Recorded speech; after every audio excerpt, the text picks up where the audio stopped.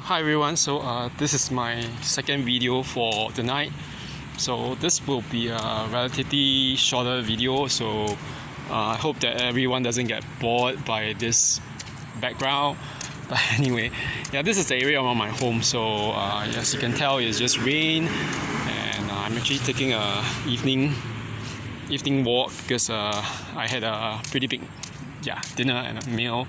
So I just wanted to get some exercise and so that I can actually go to sleep better. Anyway, so I just want to talk about this topic of the curses. The curses that the narcissist actually utter against you.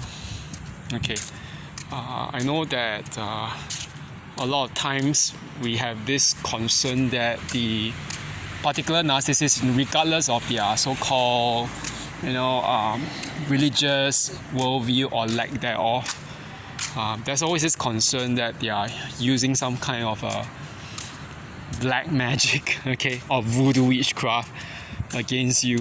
So I know that after the discard, when I was talking to a friend who was from a Pentecostal Christian background, that in the Pentecostal churches or charismatic churches, there's this whole belief that speaking the so-called curses or whatever is kind of something on the spiritual realm is actually going to cause some kind of a chain reaction. I mean, I find that actually kind of like rather silly, but from my own point of view. But one thing that my friend said made some kind of sense in that. He said that when a narcissist curses you, some of these curses they work not just really because we believe that in them, but because on the certain level, the spiritual, or even in the case in what New Age spirituality actually believes, the idea of the so-called astral level, like astral projection, whatever. The curses that they utter at you are very much similar or akin to some form of witchcraft, because they project their ill intentions onto you. They project their ill will, their ill intentions and ill will onto you.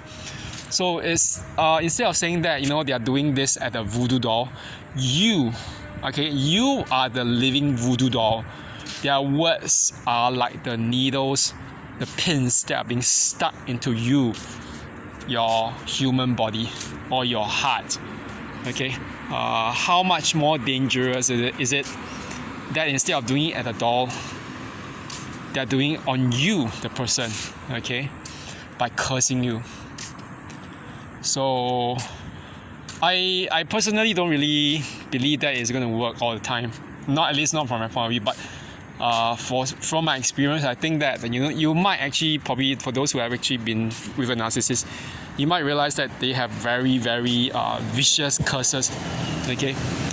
Some of the curses can involve things like, let's say in the case of romantic partner, they say, "You'll never find someone like me ever again." Some of these will be like, "Oh, you'll never succeed without me. You'll always be living on the street still." Their threats are very much a part of that so-called veiled curses. It's wrapped up as a kind of so-called warning, whatever. But it's actually a curse. So the thing is this: if they are cursing you that way, how are you going to deal with that? That is the question to ask. There are many ways to deal with it, but just let me go through one way. One way is to actually laugh it off. Humor can be quite deflective. So let's say, for example, if they say, "You'll never meet someone like me again, ever again. You'll be on the streets." One thing is, instead of trying to defend yourself, laugh it off and say, "Ha ha ha ha." Like for me, I would just say, "Oh, thank God I'll never meet someone like you again." Thank God. And I mean it from the bottom of my heart. I can even laugh it off. Or, there are different ways of laughing it off. I remember that, during one of my discussions with that one particular narcissist, that Narc's phone was like buzzing and vibrating nonstop with messages. So I kind of realized that Narcissist was going to meet a new guy. So I actually remember that there was something like a barb comment in my remarks I asked. I didn't think that I was asking. Actually, it was more like making a very funny barb remark. I said, "Oh, you are meeting your friend, your new friend, are you?" Obviously, that was me, my subconscious trying to get me to say, "Oh, I know you're gonna cheat on me or meet other guys, and so that you can go monkey branching or whatever, go onto your new supply." But I wasn't really fully aware that I was doing that. But that's the way I actually handle it. There was a kind of rather indirect barb humor and sarcasm, in the remark. In fact, which actually made the narcissist even angrier. Okay, so that's one way, humor. Okay, laugh it off. The other way, I'm not sure what your religious or spiritual beliefs are, but for me, let's just say that if you were to think that the narcissist is actually using their so-called threats as a kind of witchcraft voodoo to make you to curse you to failure in something, just remember this. I'm talking a lot about this thing called the placebo effect. Dr. Joe Dispenza, Dispenza, Dispenza, actually wrote a book entitled Placebo. He was one premise of the book was that actually belief, actually the power of belief or faith in something, even before it has happened, will lead that thing to happen. So he gave cases of people who believe that they were under some voodoo spell, and because they believed that they were under some voodoo spell, they really fell sick and possibly died. Or if not died, actually they fell really, really sick because they believed in that there was really a voodoo spell against them. So what does this tell us in the second case? Do not believe in it. When they curse you, reject it consciously. Consciously reject that as their intention, but not your reality. You have to actually internalize it within yourselves and say, this is not my reality.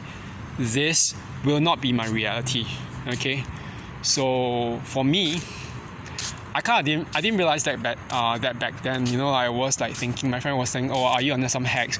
Why do you keep on getting to one bad situation after the other? One narcissist or one terrible person one after the other." I didn't realize this, but I kind of realize now in retrospect, if I had been a bit more conscious or conscientious about this, I could have prayed about it. So now I know. I actually pray. I actually prayed a lot. I prayed the Lord's Prayer in the Bible. And if not, I just simply pray the Jesus Prayer. Lord Jesus Christ, Son of God, have mercy on me, a sinner. It's very simple. You pray, and there are certain spiritual exercises that they do in the Eastern Orthodox Church, like the breathing exercises, which you can do with certain guidance from a priest in terms of the methods. But I wouldn't recommend doing unless you are being guided. So just simply just pray. Pray and ask God. And the thing is this. At least from my point of view, and as far as I experience it, they are God's children. The name of Jesus is more powerful than any other names. Especially no weapon like the so-called narcissist voodoo or witchcraft or whatever, or their pagan idolatry or satanism can avail against him. That's just a fact. Okay. If they were to try that, you'll fall off me anyway. You go back to them, because no word spoken against us will prevail. Okay. So I'm saying this because, especially in the aftermath of what happened last week, I think that there was something in the news. I mean, it's something of a tangent, but there was a Turkish politician, opposition politician.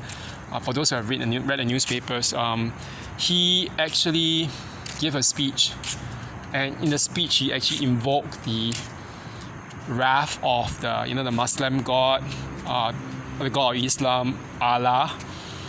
Okay, I mean the word Allah.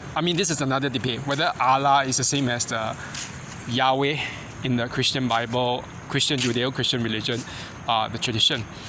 From my point of view, they're not the same. Okay, but I think that Turkish, to be succinct, what he was doing wasn't exactly just invoking the name of Allah alone. What he was doing was, he cursed Israel. He cursed and cursed Israel. And the one thing was this: right after he gave his speech, he collapsed. That was on December 14. He collapsed of a heart attack, and he was immediately rushed to hospital when the surrounding people at the convention, whatever, crowded around him to get him to the hospital. So anyway, by today he has today or the 2 days ago. 2 days ago. Yeah, I think he's passed away by now. So but one thing is this: I'm not trying to argue anything about whether in the aftermath of what is going on right now, between Israel, Hamas, because I'm not going to take sides or whatever. But what I'm trying to say is this: when a narcissist, okay, it's another situation, another totally different scenario. When they curse you, when they swear at you,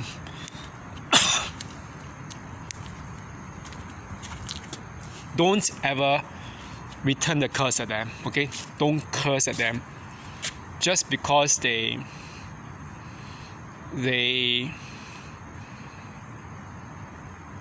attack you as God's children. Okay, you're not gonna end up like sinking to their level to curse them, to swear by God, whatever. We don't do that. Okay, not at least from what I know.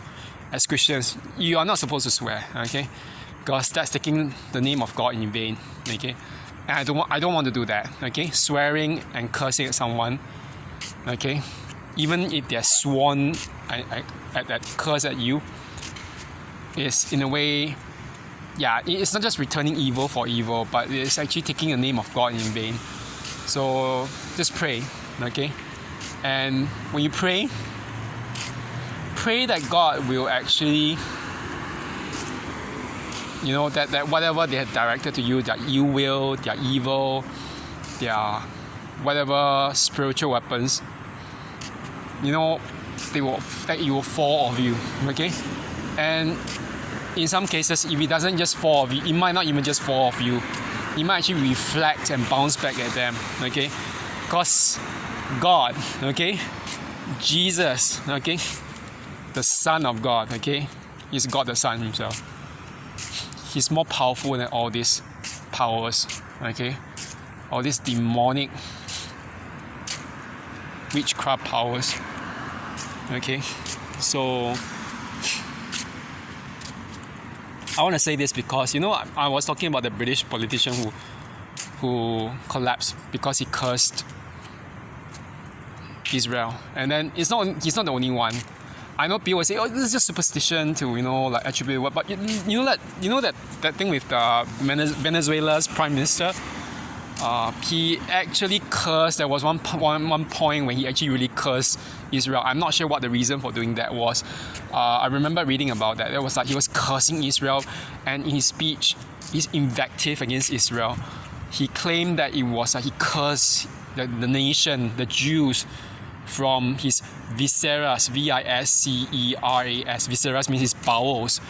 And within like next few years or whatever, whereas after all that the cursing, he developed stage 4 stomach cancer. Like viscera is actually literally your bowels, your stomach. He developed stomach cancer. That's what caused his death. Okay, so for us, for at least for those who I know who are Christians who follow me, please do not ever sink to the level of a narcissist. Pray and ask God, to deliver you from these curses. Okay, and you'll bounce back anyway. I know it because like many years ago when I was living in Calgary, I had a pretty abusive landlady. This not Chinese, she's Taiwanese. Yeah, she's Taiwanese landlady. She was always reneging on her promises, her words, always lying. She's a pathological liar. One moment she says this, the next moment she says that, and she's always tripping. It's like the whole thing with people who are liars, who are narcissistic, they trip. They never tell you the truth. Okay, and I remember actually confronting her once. She got so angry because I actually confronted her. I dared to confront her. Okay, and she said she started swearing. Actually, she started swearing. She swore by God. She said, it's funny because she doesn't believe in any God. She's an atheist. Okay, she said, I swear by God. That's what she said. She swore by God that if she's ever lied about that thing, that may she be hit by a car and that she might be actually struck with a disease or something. That at the time when she did that, she was 64 years old. Yeah, there was one of the roommates who was a snitch. He actually kept on telling me, oh, she's 64, whatever. But the strange thing with people like that, they try to actually be nice to you, but they're actually snitching over to the abusive landlady because they want some kind of place to stay, and they hope that they don't mess up the status quo and whatever. But he's beside the point. But think about it now. From then until now, like 2008 all the way till now 2023, it's already been 18 years. Okay, 18 years, 15 years, not 18 years. So she's like 79 years old, and she's a widow. Her son and her daughter don't even live with her at all. Okay, and she's like she's being forced out of retirement to actually work at Walmart on a very low subsistence wage job, and she doesn't speak good English actually. So that aside, but she was just horribly abusive. But that one thing about the curse, that the swearing that she did, I'm not gonna lie about it. She can swear by the God that she doesn't believe in. Try to use that against me, and I didn't do anything. I didn't swear back her, I didn't curse her, whatever. But I don't think she's alive now, if you ask me. Okay, I know very well. I can sense such stuff, and I don't keep track of things, whatever. But at this age of hers, with that kind of the evil that she is, it would be a miracle if she's actually alive and happy. Okay, so and that's the kind of thing that happens when you curse someone, okay, or when you swear by God or even swear, okay, because the Bible tells us, okay, not to. We shouldn't be swearing by anything, not even by the heavens or the earth or anything. Okay, we shouldn't even be swearing by God's name. Okay, instead we should just be honest people. Let your yes be yes, let your no be a no. So if you say we don't want to do it, we won't do it. Okay, so that applies to our speech as well. Our speech should be seasoned with grace. I chose not to retaliate towards her.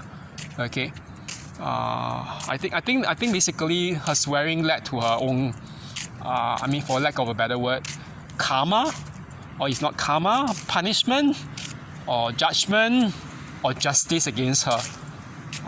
Is she doing well? I don't think so. Basically, the snitch is no longer living there in Calgary, or even if he is, he's not living there anymore in that apartment. Which anyway, I don't think so, because he's finished. It's been years since he finished his PhD, and he's from a Latin American country, I think Colombia. Yeah, so he doesn't have much of a choice unless he stays on to work in Calgary. But I doubt that he would with the kind of environment. Yeah, so. Yeah, and she's dead. So I hate to be that, you know, like to gloat or whatever, but you know, seriously, I think that all these kind of things, that's what happens when you do that kind of things. It's like we don't swear or curse someone because it's a way of treating God's name in vain. Okay, so yeah. So anyway, this is what I have to say. Okay, don't return evil for evil. Okay, just pray. Okay, and ask God to deliver you. Okay, and be responsible for yourself. Okay, so that's it for now. Okay, I'm gonna finish walking and yeah, and get ready for tomorrow. And yeah, we are nearing Christmas soon.